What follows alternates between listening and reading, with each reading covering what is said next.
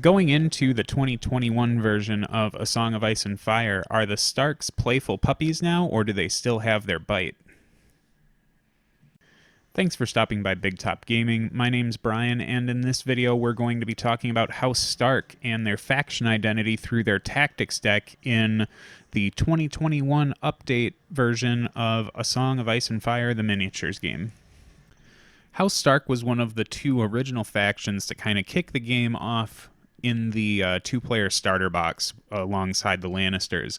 And House Stark is comprised mostly of an alliance between all of the northern armies. So we have a lot of the namesake units from House Stark available to the faction, a lot of the characters as well, but we also have units coming over from House Umber. We're starting to see some reveals for House Mormont, and we also have some Crannogmen getting into the mix, and then of course we have House Tully showing up in the Stark army as well. And in the 2021 update, I think that there are some offshoots in that collection of alliances that kind of go their own way, but for the most part, when we talk about faction identity for the Starks, I think they do their big overarching play style is to do more with less. They tend to focus a lot on getting a lot more dangerous as their ranks start to thin down, and they do have like a side theme of trying to play a little bit more movement based. There's some movement shenanigans out there, but by and large I think the Starks really lean into trying to do more damage as they start to get attrition down during the game. House Stark's tactics deck has gone under some hefty modifications coming over to the 2021 update, and the first one we'll kick it off with is Winter's Might. This is a fairly new card to the deck. Not fairly new, it just is new. But this triggers when a friendly unit is performing a melee attack before rolling the attack dice. This attack gains Sundering and may reroll any attack dice. After completing this attack, the attacker suffers 2 wounds, minus 1 wound for each of its destroyed ranks. If you happen to control the combat zone on the tactics board, this attack also rolls its highest attack value.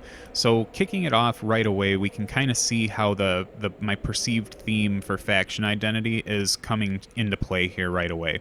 The Starks are going to be hitting really hard with that Sundering and punching armor. They're just base being allowed to reroll all of the attack dice, and then if you do happen to have the combat zone, which you'll really want to have a lot with Stark since they do like to kind of push that combat advantage, you get to just roll your highest attack die value. That also really comes into play when we're looking at the idea of the Starks trying to attrition their numbers down in order to get some extra boosts out of combat. There are some units in the faction that get better as they lose ranks, but for the most part, since you're going to want to try and find a good balance between managing the wounds you have and actually being effective, Winter's Might's little caveat at the bottom to kind of kick the card's efficacy up really comes into play in trying to help you manage that style if you happen to be playing it on a unit that doesn't have that reverse decaying attack stat.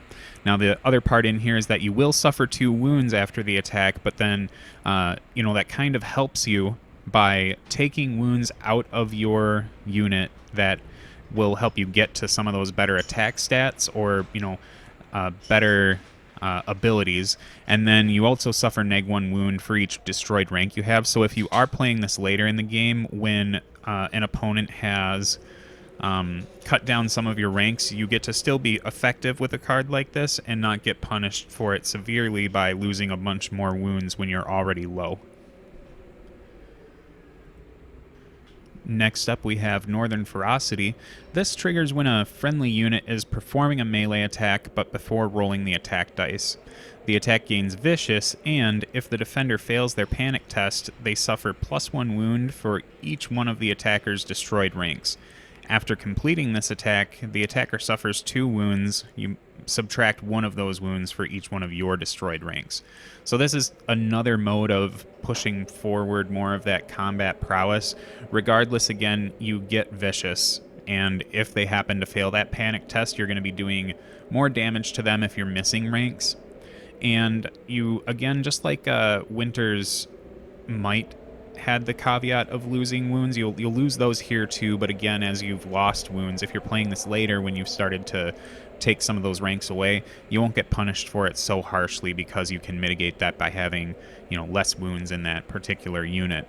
So this is just a good way to try and push the advantage in a different way. You've got kind of two cards that do similar but different things here. Sundering makes sure that you can punch through some of those really heavily armored targets that your opponent's presenting to you, and then Vicious helps you cut down some of those middling morale stat units, and if you do happen to be missing those ranks, you can make that panic test really dangerous for your opponent up to, D3 plus 2 wounds on that.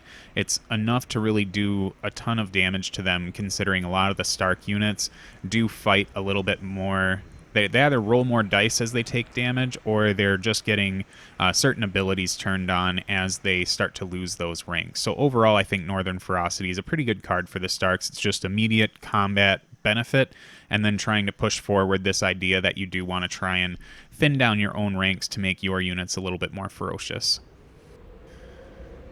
Coming off Northern Ferocity, we pull up into Devastating Impact. Now, this is a legacy card from the previous edition, but it has changed in a pretty significant way. Right now, it's going to be triggering when a friendly unit's performing their charge action before they roll any charge distance dice. The enemies successfully charged by this unit become panicked and vulnerable, and if you happen to control the maneuver position on the tactics board, this unit may reroll any charge distance dice.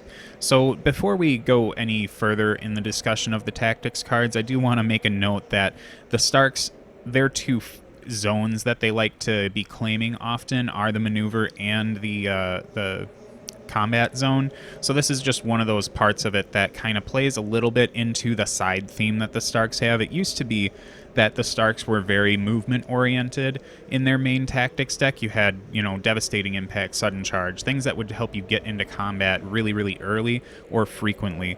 But now Devastating Impact, it lets you be a little bit more aggressive on the charge in terms of making sure you've got those panic tokens and vulnerable tokens. It's going to help you get a lot of work done when you do connect with your opponent. And then if you do happen to take that maneuver position on the tactics zone, you get to reroll your charge distance dice, and that's good for when you're trying to long bomb a charge, or if you're trying to get into your opponent and do a lot of work, you want to make sure that you don't get a disorderly charge, and that extra bonus here is going to help you with that. So Devastating Impact, while not what it used to be where you could just auto roll 6s to get in, it's still quite an effective card in that it helps you, if you've got the right zones, it helps you get into combat a little easier. But regardless of whether you need that extra assurance that you'll get in or not, you can still panic and vulnerable your opponent, and those are two really big ways to try and get some extra damage across that I think any Stark list is going to appreciate. Now we come across some famous words in the Stark canon, and that is the North remembers. This triggers at the start of any turn, and you target one friendly combat unit and attach this card to them until the end of the game. When a friendly unit, that's, friendly infantry or cavalry unit, is destroyed, place one order token on this card. And while this card has a token, the attached unit always uses their highest attack die value, and while you control the swords on the tactics zone, they count as rolling a 6 for all charge distance dice. So to kind of pull those two concepts that we talked about earlier, the Starks, they like to have a few movement shenanigans here and there, and definitely want to pull forward that attritional-based combat advantage. This is a big one for that. If you're playing a little fast and loose with your units, which you usually will be as a Stark player in 2021, you're likely to lose one at an inopportune time. But I don't think there is such a thing as an inopportune time to lose a unit when you have the North Remembers on one of the other units in your army. This is going to allow you to help them attrition down without losing efficacy, and that they can always roll their highest attack die value. And then if you have been taking that combat zone on the tactics board, you're always counted as having a 6 when you go in for charge dice, and that's all dice. So if you happen to go into a piece of terrain that makes you roll 2 dice and take the lowest, or if somebody's doing something to you that's causing that to happen, you'll always count as a 6, and you won't have any problems with that. No disorderly charges or anything like that. The thing that's nice, there's two really nice things about this card. First, you don't have to wait to trigger this when the unit dies. It just gets to stay on them, and then when the opportunity presents itself to get that order token, that's when this will turn on. The North Remembers used to be something that had to clog up space in your hand, and you had to wait until a unit perished in order to play this. Now with the tactics hand reduction size or size reduction, you can only hold 5 cards in your hand anymore in 2021. You don't want cards like that clogging you up, so just being able to put this down when you get it is a really big deal. The other cool thing about this is that as the game goes forward and you start losing units like this, other units are going to have to be able to cover a lot of the table, and that means that your opponent could definitely get caught off guard by seeing the North Remembers get its order token, and now this unit can just rocket across the table anywhere it wants to go. And especially since this card exists in play for the whole game, if you play this early, it's a lot like Watcher on the Wall when, or not Watcher on the Wall, and now his watch is ended, from the Night's Watch video that we discussed. It's something that your opponent could definitely forget. And I'm not one of those people who likes to kind of pull gotchas on your opponent, but if they aren't paying attention to the cards you have on your units, that's not you pulling a gotcha, that's just them not paying attention to the game. And now this unit that's very far off on the side of the table where a lot of other things are gone and your opponent's kind of surrendered that side of the board, you can now rocket that unit across the table and get them back into combat where it's going to be really important, and your opponent might not have been thinking about what this type of card could mean for how you could turn those tables and rubber band back over to the other side. So now we get to come up to another legacy card from the Stark Tactics deck that's gone some modification, or undergone some modification, and that's Winter is Coming. This triggers when a friendly unit is performing a charge action before rolling the charge distance dice. Enemies successfully charged by this unit cannot be the target of friendly orders or tactics cards this turn. If you control the maneuver zone on the tactics board, this unit may reroll any charge distance dice. So it's some pluses and minuses for Winter is Coming in terms of how it's altered a little bit. Winter is Coming used to just be a surefire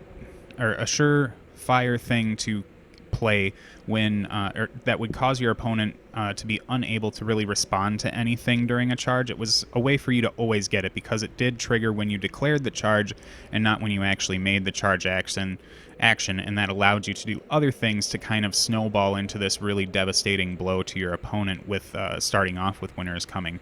Now you have to have the unit actually perform the charge and before the charge distance dice are rolled. So if there's a window for your opponent to kind of shut anything down at that point, that can get a little bit sticky, but I still think this card's pretty good. It still shuts down your opponent from being able to do any defensive cards once you connect or after you've attacked, and that's the same with orders.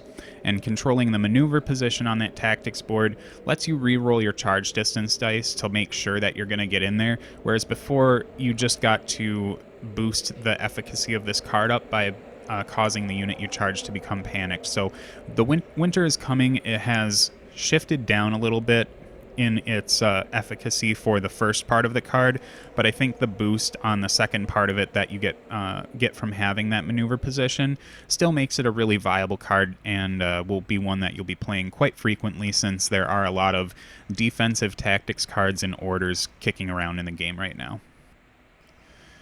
This brings us to another card that's gone under some replacement. I won't say modification because it is a replacement card. It's Swift Reposition.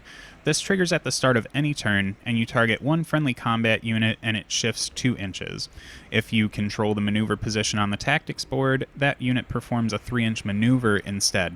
And maneuver action instead. Very important that it's an action, right? So I've talked about this card a couple times in some of the other videos that we've had that have come up where this card is also in their deck or their commander has this card.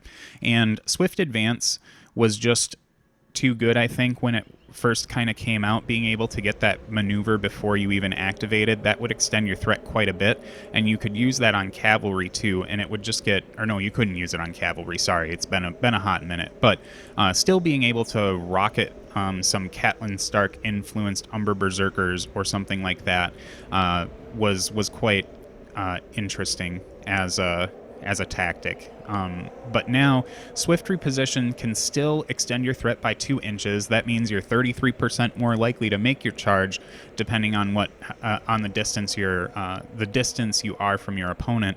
And if you do happen to control that maneuver position, which you often will be wanting to go after as a Stark player, you're going to be able to do a full maneuver, which means you can pivot at the beginning of it and pivot at the end. Whereas with that shift, you won't be able to do so.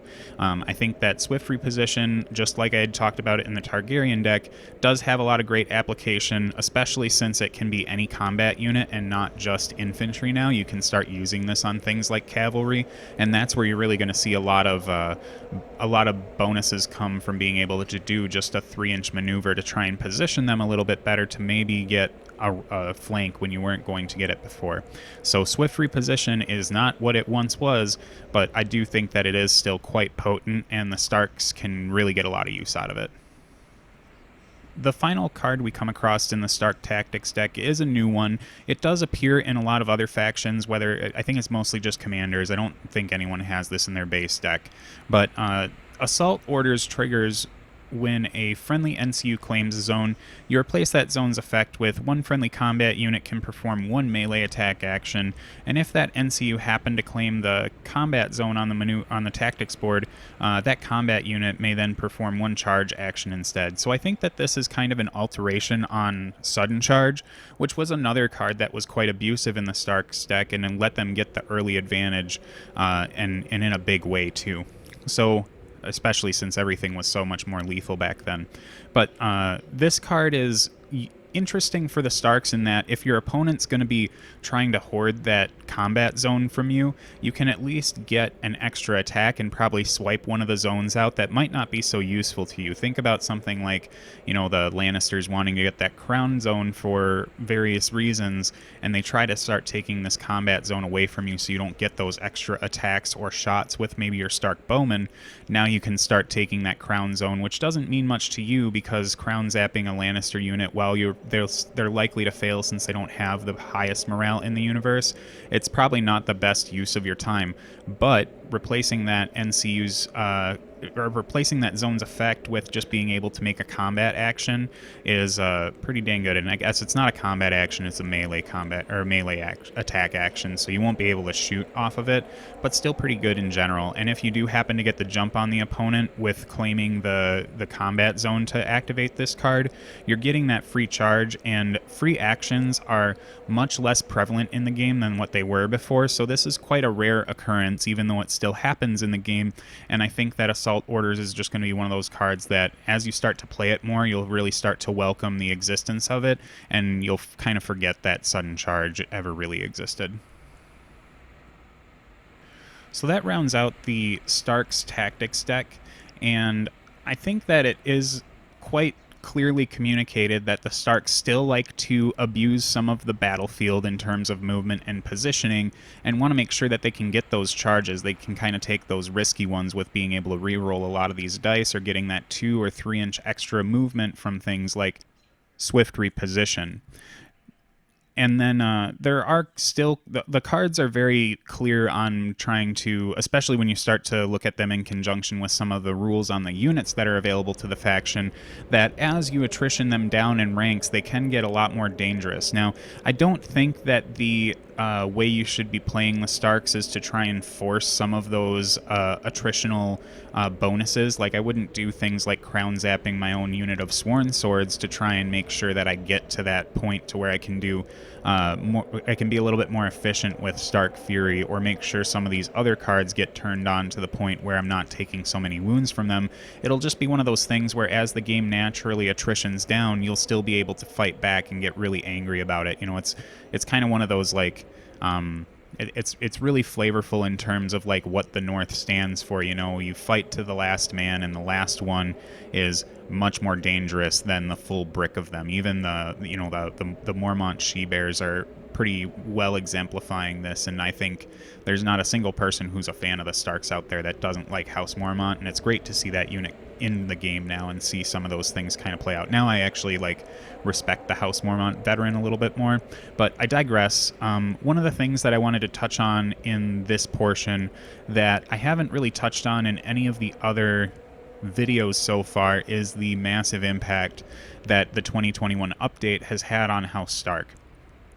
A couple things to get clear before we start talking about what has kind of changed in the faction is that I don't think there is a single person out there who would disagree with me when I say that the House Stark tactics deck was easily the best one in the game. I think in the early iterations of A Song of Ice and Fire, the House Lannister stuff was really good, and that was because there was a lot more support for the control elements, like remembering the original Lord Varys and things like that, where you could just kind of shut things down, and you know, the original Tyrion, the half-man, was quite potent too in the control aspect of things. So the Starks, it took them a little while to kind of get into the swing of things, especially since their wolves had gone through so many changes where they went from amazing to really garbage to still back to amazing. Even though I don't think the wolves ever really got bad, it was just that people kind of perceived they did.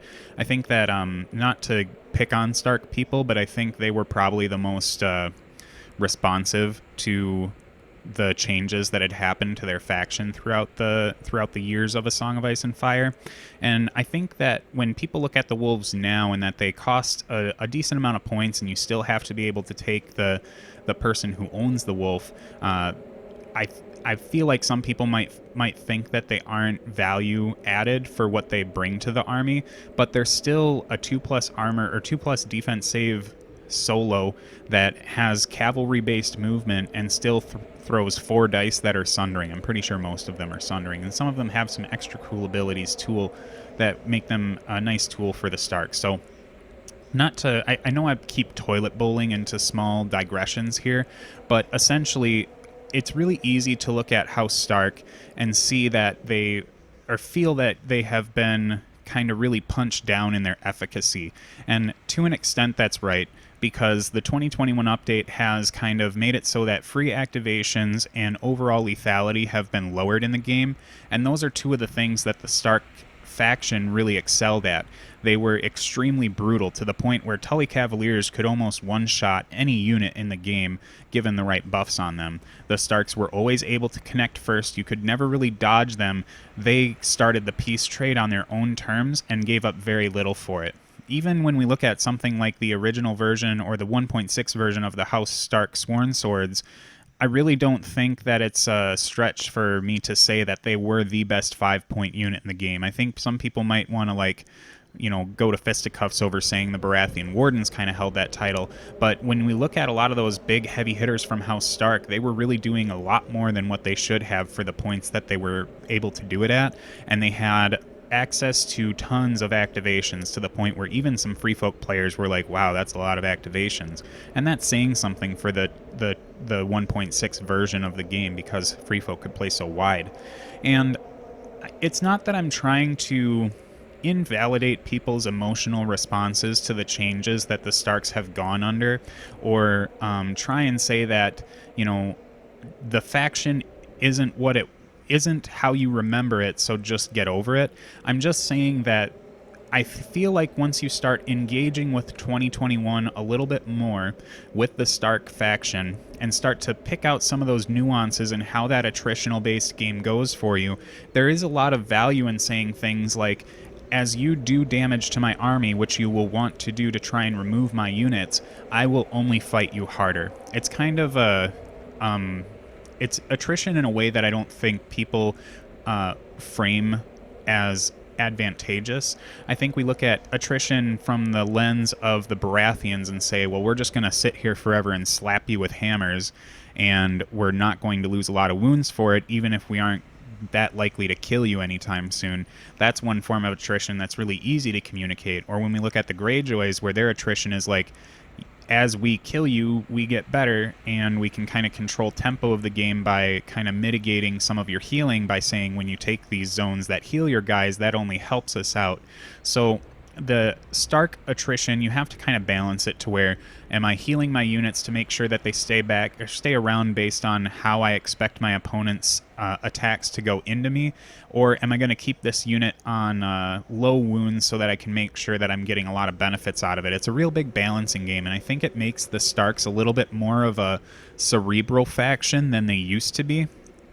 And that is really exciting to me because I think that the Starks, at some points in their history, have been a little bit too forward in their game plan. They were always really flexible, but it was let's connect quick and put my opponent under pressure on turn one. And sometimes that could get a little not tiring is the I'm not looking for that word right now, but it was almost like you kind of got a little bit of a of the same taste. It's like bubble gum, right? So like you put it in your mouth and it's awesome for the first like hour, and then after that it's just like there's not a whole lot to it anymore. You're just kind of going through the motions.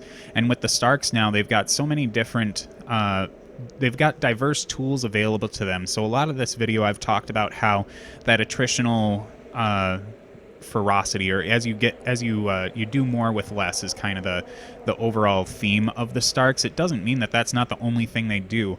The Crannogmen are still really shenanigan based, like they can move around the table and do a lot of things, and the House Tully everything is the opposite of what the Starks are putting on the table. They like to stick around and dig in. So if you do want to try and play some things that are going to hang around the table a little bit longer while your other units go off with abandon to do whatever, start looking towards those units too. I think oftentimes when these addition shifts happen, it's really easy for us to focus on the things we've lost instead of the new opportunities we've been granted.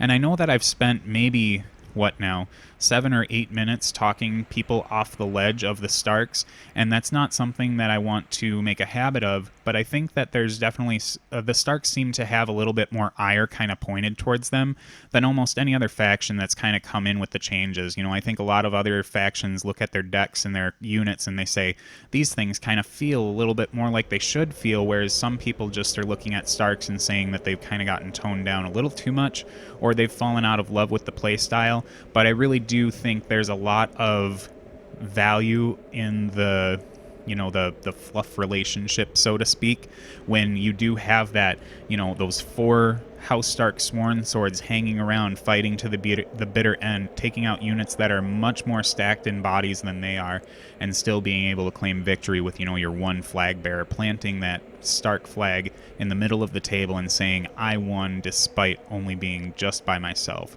So if you're a Stark player and you're feeling a little bummy about things, keep your chin up and build those lists, because I think that the Starks are extremely exciting to try and get into right now, especially since they kind of really do have this balance the game on a knife's edge type play style that I really am going to enjoy getting into.